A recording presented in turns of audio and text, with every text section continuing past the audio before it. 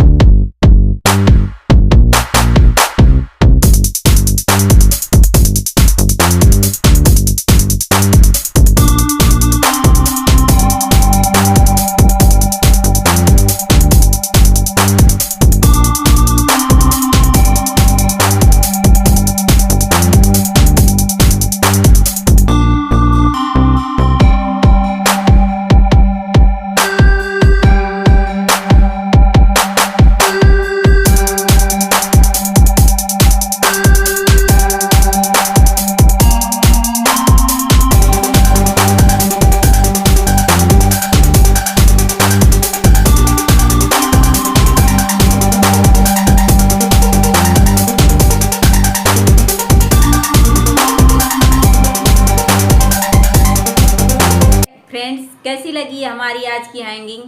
Comment करके ज़रूर बताइए और बना करके अपने घर को सजाइए। फिर मिलते हैं नेक्स्ट वीडियो में। तब तक के लिए बाय बाय, टेक केयर।